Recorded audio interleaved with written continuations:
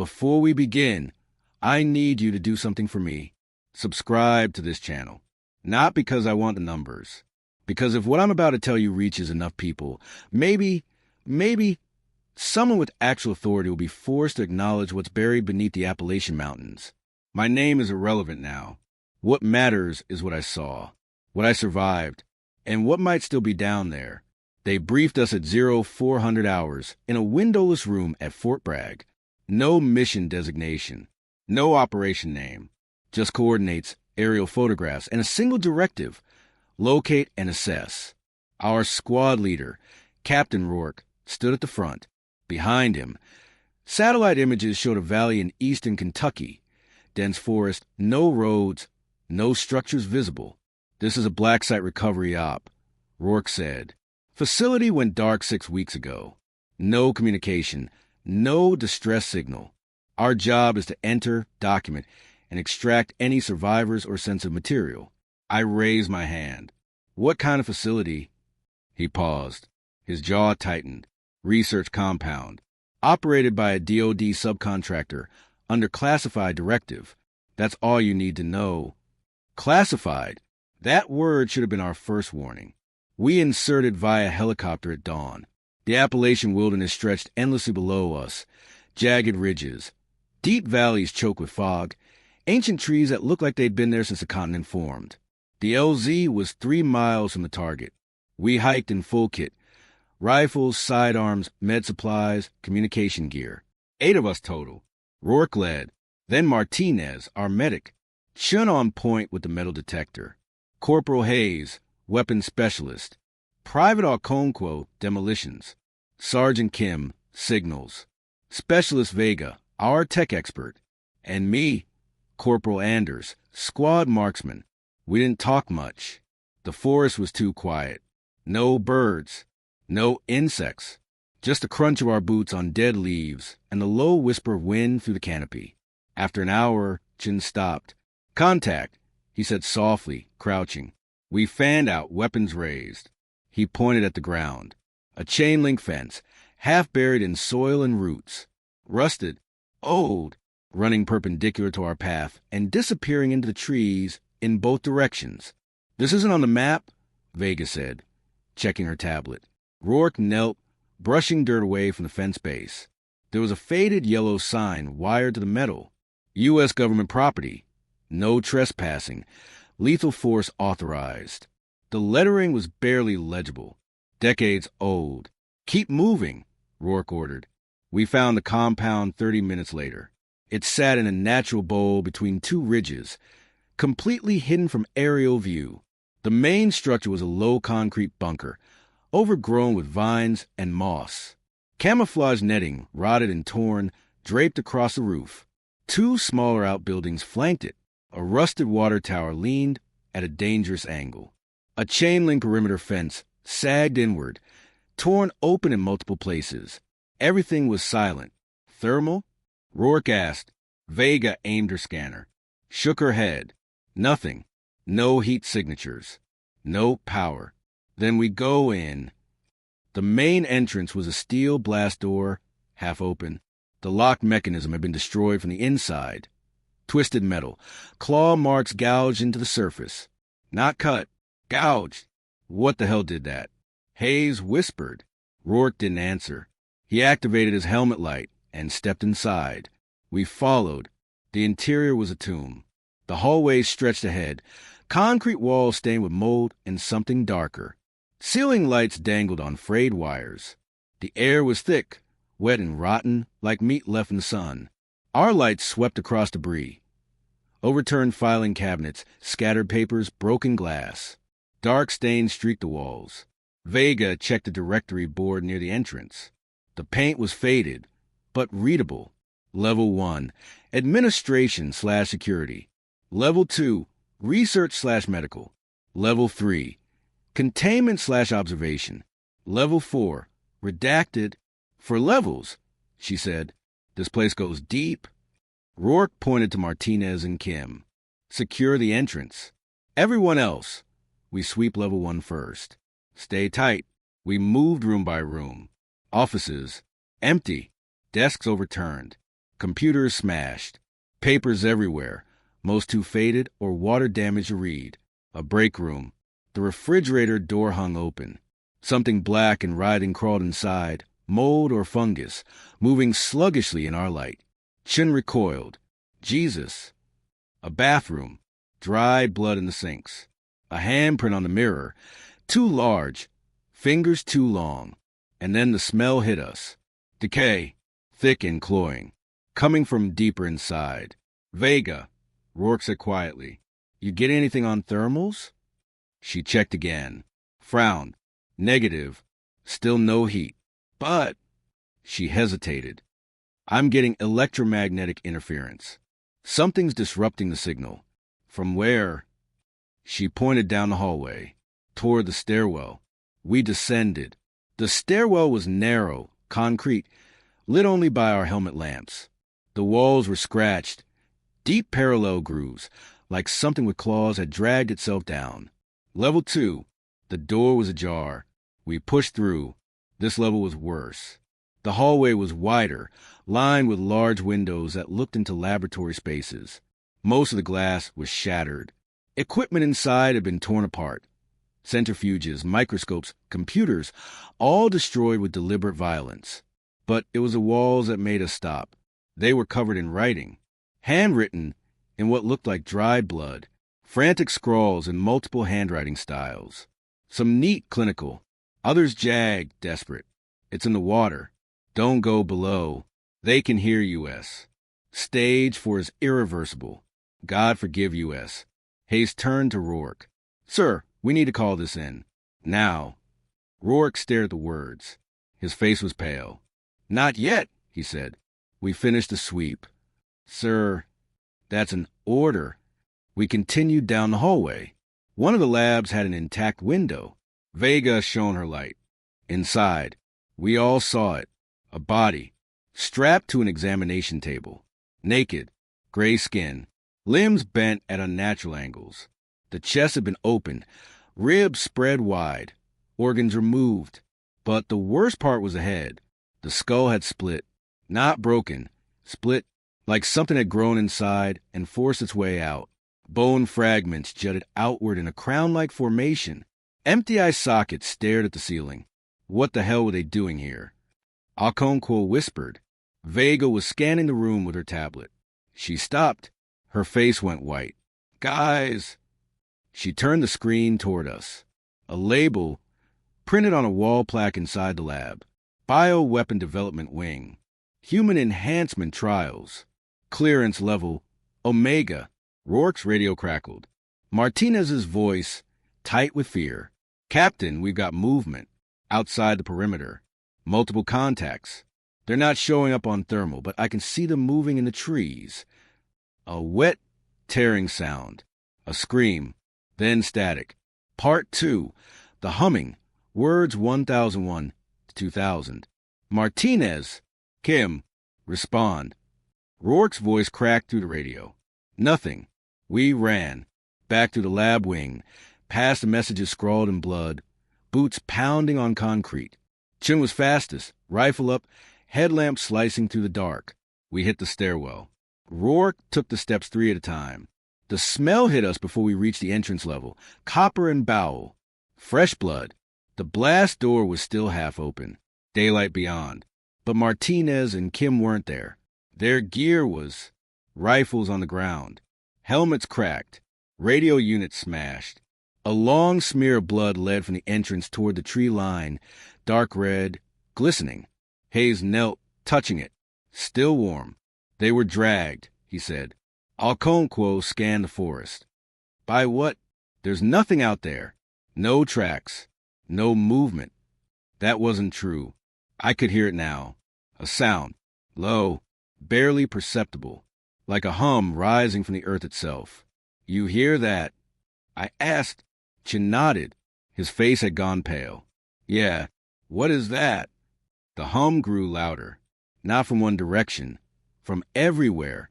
It resonated in my chest, vibrated in my teeth. It wasn't mechanical. It was organic, alive. Rourke grabbed his radio. Overwatch, this is Sierra 4. We have 2 men down, Hostile contact confirmed. Requesting immediate extraction. Over. Static. Overwatch. Respond. Nothing. Vega checked her equipment. We're being jammed. Something's blocking all frequencies. Then we move, Rourke said. Back to the LZ. Double time. Hayes looked toward the blood trail. What about Martinez and Kim? They're gone. We don't know that. Look at the blood, Corporal. Rourke's voice was hard. That much blood, they're gone. We move. Now. We didn't make it 10 feet. The humming stopped.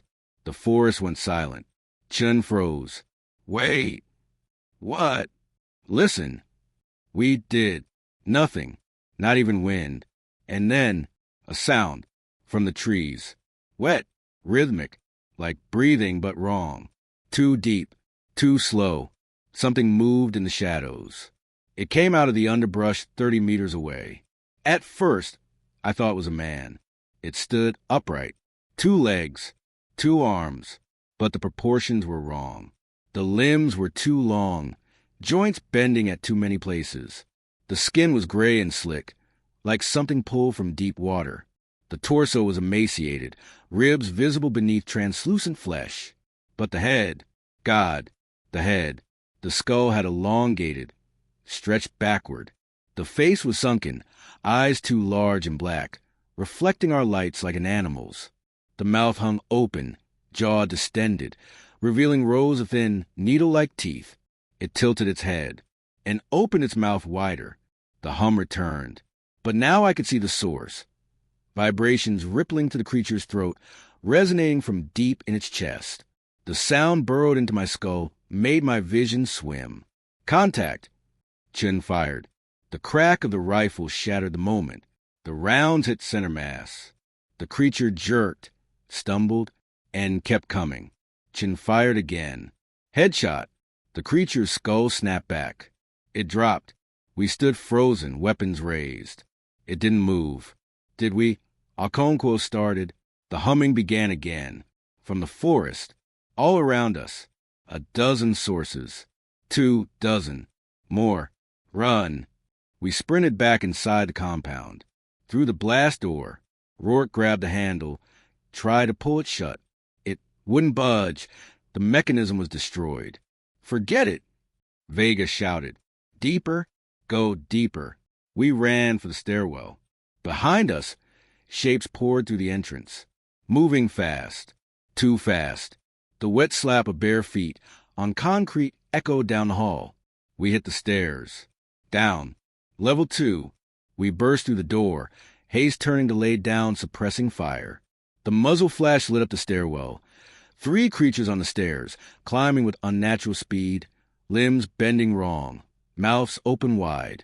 Hayes emptied his magazine. 2 went down. The 3rd leaped. It covered 10 feet in a single bound. Hayes screamed. The creature hit him chest high, drove him backward into the wall. Its mouth clamped onto his throat. I heard the wet crunch of vertebrae snapping. Chin fired. Point blank. The creature's head exploded. Hayes slid down the wall, eyes wide, blood pumping from the ruin of his neck. He tried to speak. Just a wet gurgle. Then nothing. Move! Rourke dragged Chin away. We ran deeper into level 2, past the labs, past the blood-ridden warnings. The humming followed us, echoing to the halls, resonating in the walls. Vega found a side room, a supply closet. We piled inside, slammed the door. Darkness. Breathing. The hum outside, rising and falling like a tide. Rourke activated a chem light. Green glow filled the space. 6 of us left. Rourke. Chun. Okonkwo. Vega. Me. Wait. 5. Where's Kim? I asked. No one answered. We'd lost her at the entrance. We stayed quiet for 5 minutes. 10. The humming faded. Silence returned. Okonkwo was shaking. What the hell are those things? Bioweapon trials. Vega whispered. Human enhancement. That's what the sign said. They were experimenting on people. Those aren't people anymore. They were. Rourke checked his ammunition. Half a magazine. We need to find another way out. There's got to be emergency exits, service tunnels, something. Vega pulled out her tablet. The screen flickered, still jammed. But she downloaded the facility schematics during the initial sweep. She pulled up the map. For levels, we were on level 2. There, she said, pointing. Level 4. There's a notation here. Emergency egress tunnel. Leads east away from the main structure. How far? Half a mile through the mountain. Rourke nodded. Then that's our exfil. We go down, we find a tunnel, we get out. Chin stared at him. You want to go deeper? Those things are down there. Those things are up here too. And behind us. And outside. Our only chance is through. This is insane. You have a better idea. Specialist? Chin didn't answer. We moved. Down the hallway. Past more labs. The walls here were worse. Scratches everywhere, deep gouges, dry blood in long streaks. And then we found the other bodies. A corridor lined with them. 15, maybe 20, all wearing lab coats or military fatigues. All torn apart, limbs missing, torsos opened, faces unrecognizable. But some of them were changing. Gray skin, elongated limbs, skulls beginning to split. They were mid-transformation. Vega stopped in front of one. A woman. Her eyes were still human, wide, frozen in terror. But her mouth had stretched, jaw dislocated, teeth beginning to multiply. They were infected. Vega said quietly, "Whatever this is, it spreads. It changes you." "How?" She knelt, examining the body. Bioweapon trials. They must have been testing something. Virus, parasite, genetic modifier. Something that rewrites human DNA. Can it spread to us? She looked up. Her face was grim. "I don't know." We reached the stairwell to level 3. The door was sealed. Heavy steel. Biometric lock. Dead. No power. Alconquo set charges. Small, precise. Everyone back. We moved down the hall. The explosion was muted. A sharp crack, then the groan of metal. The door sagged inward. We pulled it open. Darkness below. The smell hit us immediately. Rot, decay, and something else. Something chemical, acrid, burning the back of my throat. Rourke descended first. Level 3.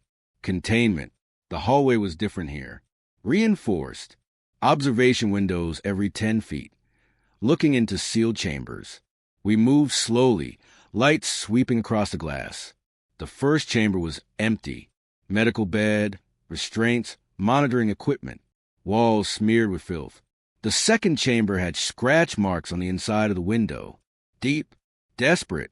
The third chamber. Someone was inside. Part 3. Containment. Words 2001 to 3000. The figure stood motionless in the center of the cell. Mayo, wearing a torn lab coat. His back was to us. Vega knocked on the glass. "Hey, can you hear us?" The figure didn't move. "Sir, we're U.S. military. We're here to help. Can you respond?" Nothing. Rourke tried the door. Locked. No override. "Keep moving," he said. I didn't take my eyes off the figure. As we passed a window, he turned his head, just his head, 180 degrees. His face was gray, eyes black, mouth hanging open in a permanent scream. He smiled, and the humming started again. We ran, past more cells, more figures inside, some standing, some crawling on the walls, some pressed against the glass, watching us with those black, unblinking eyes. The corridor split, left toward observation, right toward the stairwell for level 4. "Right!" Rourke shouted. A door to our left exploded outward. A creature lunged, faster than before. It hit Chun from the side, drove him into the wall. He fired wildly, rounds sparking off concrete. Alconquo pulled his sidearm, double-tapped the creature in the head. It dropped. Chin scrambled up, gasping. His sleeve was torn. Blood on his arm. "It got me," he said. "It got me, it—" "You're fine," Rourke lied. "Move." We hit the level 4 stairwell. This one was different. The walls were scorched. Burn marks, blast patterns. Someone had tried to seal this level off with explosives. It hadn't worked. The door at the bottom was torn open, hanging on one hinge. We descended. Level 4 was hell. The hallway stretched into darkness, far longer than the levels above. The walls were bare rock. We were deep inside the mountain now. Emergency lighting cast everything in red. And the humming was constant here. Not from one source. From everywhere. It resonated in the stone itself, a deep, bone-rattling drone. Vega checked her map. Tunnel entrance should be at the end of this hall. 300 meters. Then we moved fast. We didn't make it 100. The hallway opened into a large chamber, some kind of central hub. Multiple corridors branched off in different directions. Equipment was scattered everywhere. Gurneys for stands, monitoring stations. All destroyed. And in the center, a pit 20 feet across. Edges ringed with broken concrete and rebar. Darkness below. We approached slowly. I shone my light down. The pit descended at least 50 feet. The walls were slick, organic-looking. Not concrete. Something else. It glistened. And at the bottom, movement. Shapes. Dozens. Maybe hundreds. Writhing. Crawling over each other. The humming rose from the pit like a physical force. What is that? Alconquo whispered. Vegas stared. This is where they kept them. The test subjects. This is a breeding pit. They're breeding? No. She pointed to a monitor station near the pit edge. The screen was cracked but still functional, displaying data, genetic sequences, mutation rates, population growth models. She read aloud. Stage 4 metamorphosis complete. Subjects demonstrate full cognitive retention, enhanced physical capabilities, and coordinated pack behavior. Survival rate, 87%. Infection vector, bodily fluids, airborne spores during stage 3 transition. Contagion risk extreme. She looked at us. This wasn't a failure. This was successful. They created a bioweapon that transforms humans into those things. And it spreads. Why? Chin asked. Why would anyone do this? Rourke stared at the pit. Because someone wanted soldiers who couldn't be killed, who could survive anything, who could infect enemy populations and turn them. That's insane. That's war. A sound behind us. We turned. They were coming. From every corridor. Dozens of them. Moving with purpose. Not running. Walking. Coordinated. Intelligent. The humming rose to a fever pitch. Run. We bolted for the far corridor, the one Vegas had led to the emergency tunnel. The creatures followed. Faster now. The wet slap of feet, the clicking of teeth, the hum vibrating through the air. Chin stumbled. His leg gave out. I grabbed him. Get up. His eyes were wild. I can't, my leg. I looked down. His calf was swollen. Gray veins spreading from the wound on his arm. The infection was fast. Leave me, he said. No. Leave me. Rourke grabbed my shoulder. Anders, we have to go. I'm not. Chin pulled his sidearm. Put it under his chin. Tell my family The gunshot echoed. We ran. Through the corridor. The tunnel entrance was ahead. A heavy blast door, half open. The creatures were right behind us. Vega went through first. Alconquo. Me. Rourke turned, laid down covering fire. The muzzle flash lit up a dozen creatures. 10 feet away. Rourke. He dove through. We heaved the door shut. The locking mechanism was manual. A huge wheel, like a submarine hatch. We spun it. The door sealed. Immediately, impacts on the other side. Booming. Metal groaning. Will it hold? Alconquo asked. Vegas stared at the door. I don't know. The tunnel stretched ahead. Narrow. Concrete lined. Emergency lights every 50 feet cast pools of red. We moved fast. Our breath echoed. Our boots splashed through puddles of stagnant water. Halfway through, Vega stopped. Wait. What? She turned, shining her light back the way we'd come. The humming. Faint. Behind us. But also ahead. "Oh no," she whispered. The lights ahead flickered and went out, one by one, darkness rolling toward us. Something was in the tunnel. We ran, full sprint. The darkness chased us. We could hear it now. Wet breathing, claws on concrete. The rising hum. The tunnel exit was ahead. Daylight. Fresh air, freedom. 50 meters. 30. 10. We burst out into open air. We were on the far side of the mountain. Thick forest. No structures. No signs of civilization. But we were out. Rourke gasped, hands on his knees. Sound off. Vega. Okonkwo. Anders. 4 of us. We'd started with 8. Rourke pulled out his radio. Still jammed. He switched to the emergency beacon. If this works, extraction team should have our position in 30 minutes. And if those things come out of the tunnel? Okonkwo asked. Rourke chambered around. Then we hold them off. We waited. The forest was quiet. No humming. No movement. Just whine through the trees. And then Vega collapsed. Part 4. The transformation. Words 3001 to 4000. She hit the ground hard, convulsing. Okonkwo and I grabbed her. Vega, what's wrong? Her eyes rolled back. Foam at her lips. Her skin was burning hot. Rourke knelt, checked her vitals. His face went pale. When did she get hit? She didn't, I said. She was never touched. Then how? Vega's arm. A small cut, barely visible, near her wrist. When? Rourke demanded. I remembered. The lab, level 2. She cut herself on broken glass. That was hours ago. The data said it spreads through bodily fluids and airborne spores. Okonkwo backed away.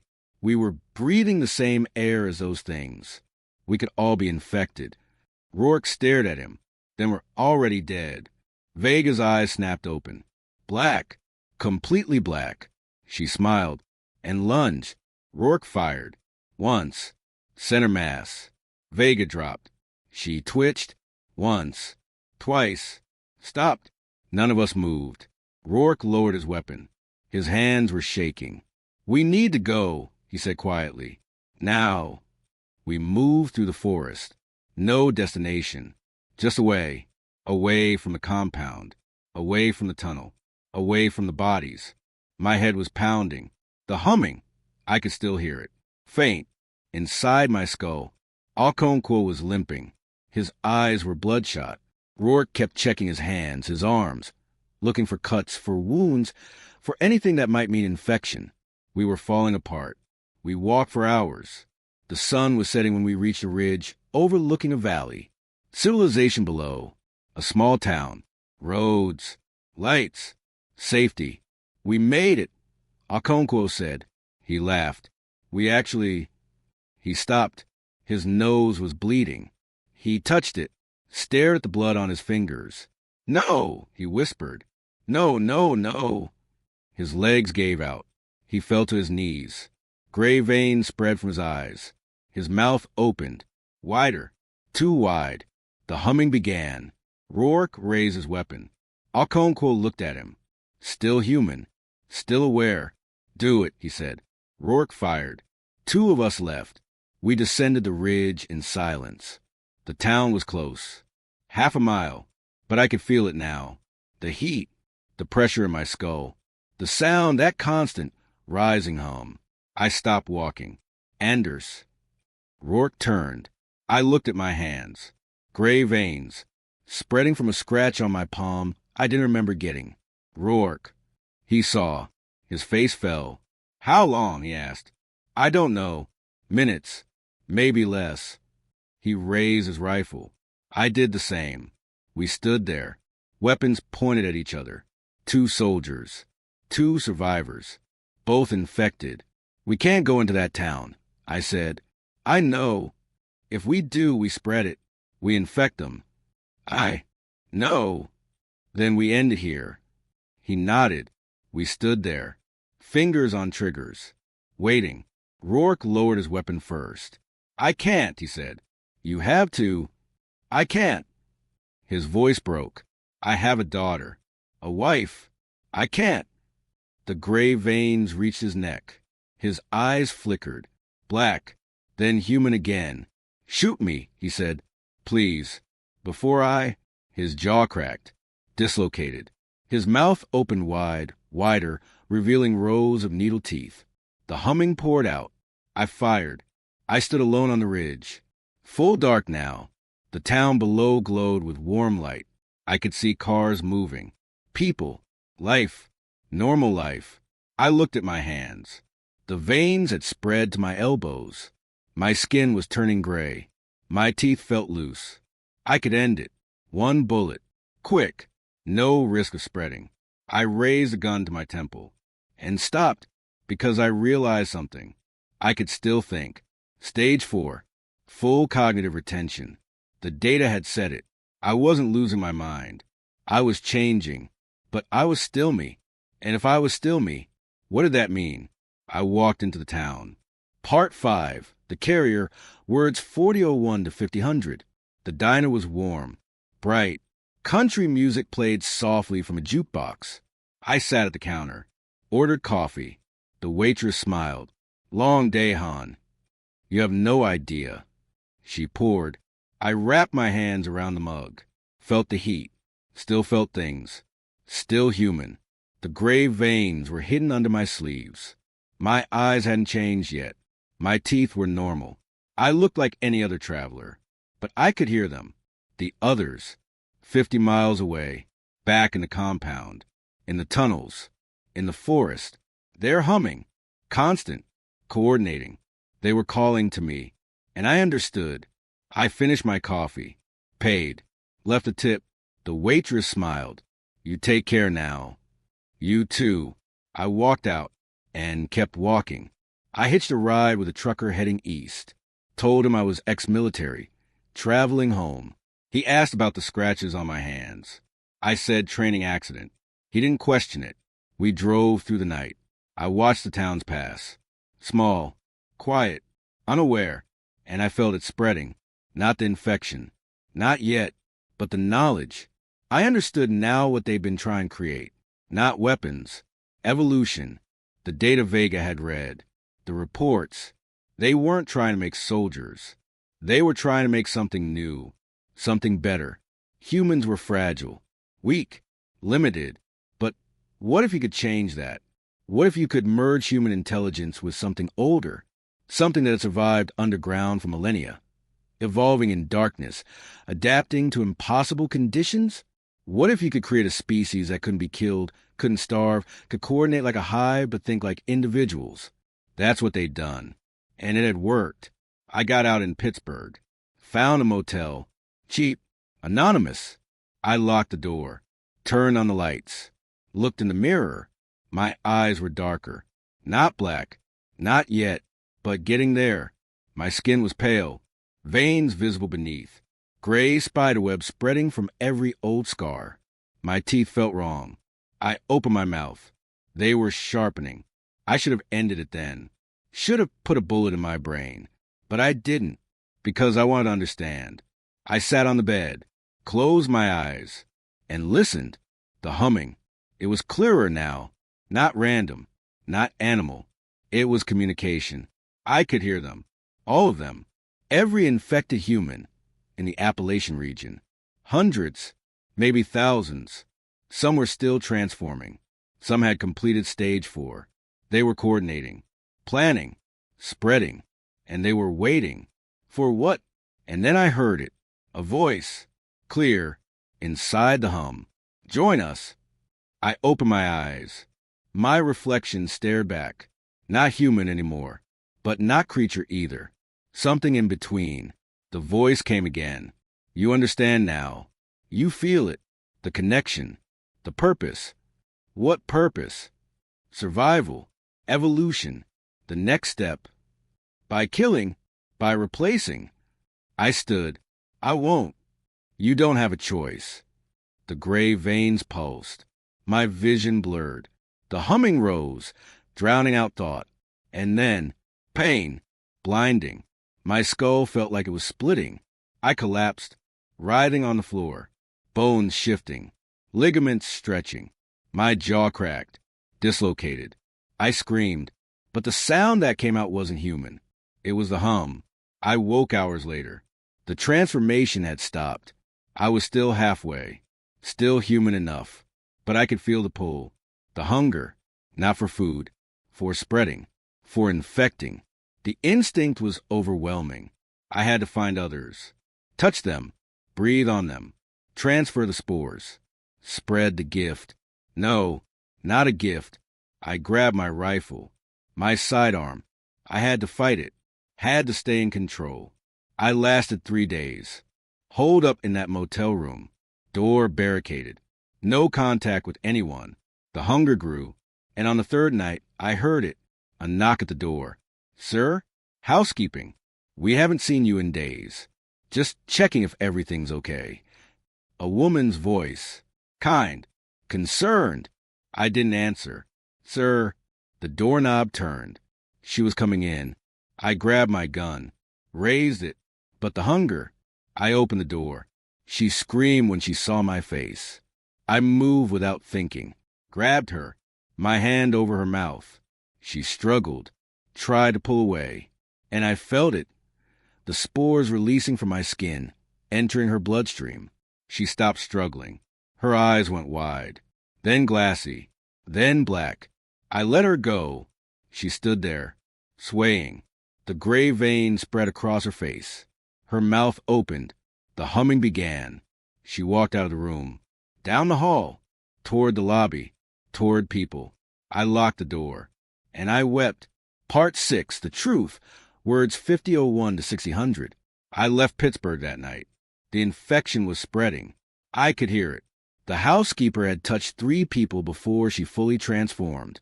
They'd touched others. The spores were airborne now. Within a week, Pittsburgh would be a hive, and it was my fault. I drove south, no destination, just moving, trying to stay away from people. But it was getting harder. The hunger was constant. The pull toward populated areas, toward spreading, was overwhelming. I was losing. I ended up back in Appalachia, not near the compound, deeper in the mountains, abandoned mining country. I found an old cabin, empty for decades. I barricaded myself inside, and I tried to figure out what to do. I had my laptop, satellite connection, barely functional, but enough. I hacked into the DoD database. Took hours, days, but I found it. The files. Project Lazarus. The compound wasn't a research facility. It was a containment site. They discovered something 30 years ago, deep underground, a cave system in the Appalachian range that went down miles, and at the bottom, a fungus, ancient, prehistoric, older than humanity. It had been dormant for millions of years, but when disturbed, it released spores that infected living tissue and rewrote DNA. The government had tried to study it, control it, weaponize it. They'd brought in test subjects, prisoners, volunteers, military personnel. They'd exposed them and watched them transform. The initial results were catastrophic. 90% mortality. Subject went insane, turned violent, killed each other. But the 10% that survived, they changed. Stronger, faster, regeneration, heightened senses, and they retained intelligence. The perfect soldier. So they kept experimenting, refined the process, controlled the mutation stages, created protocols. By the time they reached stage 4, they perfected it. Full transformation, full cognitive retention, full control. Or so they thought. But the subjects weren't controlled. They were pretending, waiting. And 6 weeks ago, they'd broken containment, killed the staff, destroyed the facility, and spread into the wilderness. I read the final report, dated 1 week before the facility went dark. Stage 4 subjects demonstrate unanticipated behavior. Coordinated resistance, deception, long-term planning. Recommend immediate termination and facility sterilization. Awaiting authorization. The authorization never came. Someone had delayed it, blocked it. Someone wanted the project to continue, even after it was clear the subjects were beyond control. I found another file, hidden, encrypted, It took me 2 days to crack. Inside, orders, not to contain the outbreak, to observe it, allow stage for spread into civilian population, monitor infection vectors, document mutation rates, assess potential for controlled deployment. They weren't trying to stop this. They were studying it, using the outbreak as a live test. I smashed the laptop, then rebuilt it, and started recording this video, this confession.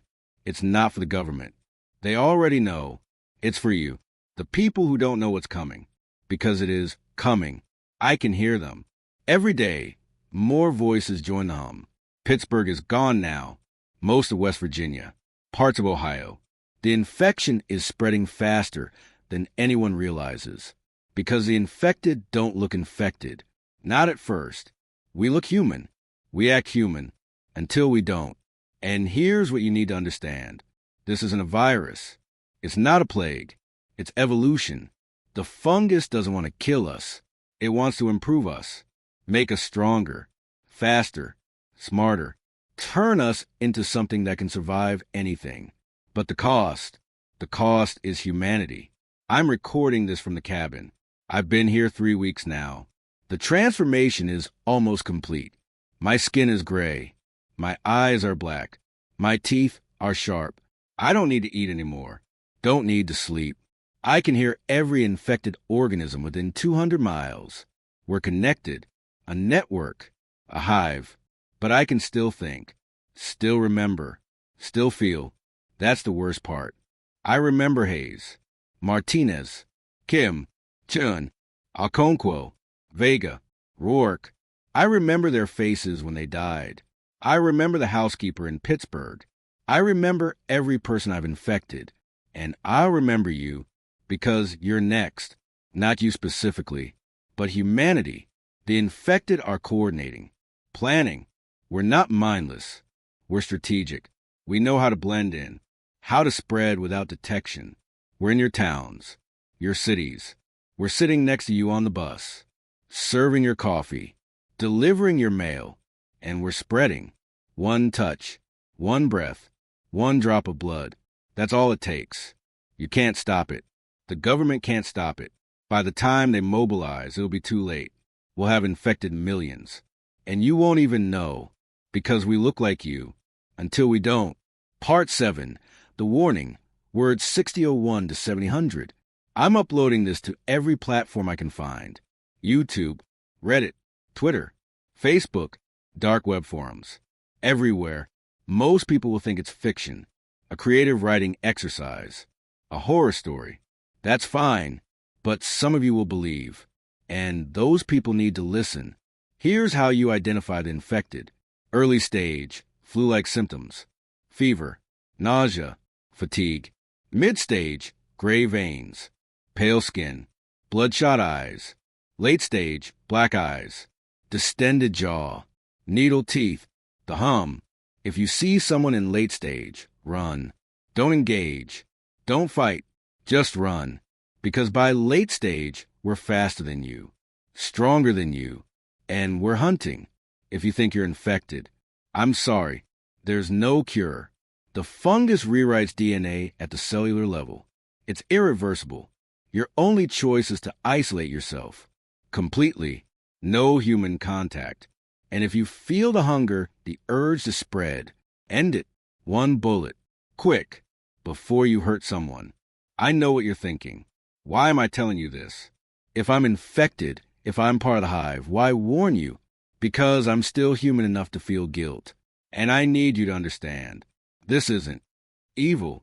It's not a conspiracy. It's nature. Evolution doesn't care about morality. It cares about survival. And the fungus has been surviving for millions of years. We're just the latest host. The government will deny this. They'll call it a hoax, deepfake, disinformation. They'll scrub this video, track my location, send teams to eliminate me. And maybe they will, but it won't matter because I'm not the only one. There are thousands of us now, tens of thousands, all coordinating, all spreading, all waiting. You're wondering when. When will the hive reveal itself? When will the infected stop pretending? I don't know. The voices and hum don't tell me everything, but I can feel it building. The anticipation, the hunger. Soon, maybe weeks, maybe days, but soon we'll stop hiding. And when that happens, God help you. I'm going to end this recording now. Not because I want to, because I have to. The hunger is too strong. I can't fight it anymore. I'm going to leave this cabin. I'm going to find people, and I'm going to spread. I don't want to, but I will, because I'm not in control anymore. Before I go, one last thing. If you're watching this, check yourself. Any cuts? Any scratches? Any unexplained illnesses in the last few weeks? Gray veins? Bloodshot eyes? A faint humming sound that won't go away? If the answer is yes, I'm sorry. You're already one of us. And if the answer is no, stay away from Appalachia. Stay away from Pittsburgh. Stay away from anyone who's been there, because we're coming. And you won't see us until it's too late. My name is Corporal Anders. I was deployed to investigate a classified facility in eastern Kentucky. I was the only survivor, but I didn't survive. I became something else. And soon, so will you. The screen goes black. Faint humming. A pair of black eyes open in the darkness, staring directly at the camera. The hum grows louder and louder until transmission ended. Addendum: found footage. 3 days after this video was uploaded, a CDC containment team was dispatched to the cabin coordinates embedded in the file metadata. They found the cabin burned to ground. No body, no evidence of Corporal Anders. But in the surrounding forest, they found something else. Tracks, hundreds of them, leading in every direction. Bare feet, human-sized, all heading toward population centers. The CDC quarantined a 50-mile radius. Too late. Reports of unexplained illnesses began appearing in Tennessee, Virginia, North Carolina. Flu-like symptoms, gray veins, bloodshot eyes. The infection was spreading, and no one was listening. This video has been viewed 42 million times, flagged as misinformation, removed from major platforms, but it keeps reappearing, uploaded by anonymous accounts, shared in encrypted forums, because the truth doesn't care about censorship. If you're watching this, check yourself. Any symptoms? Any sounds? Any hunger?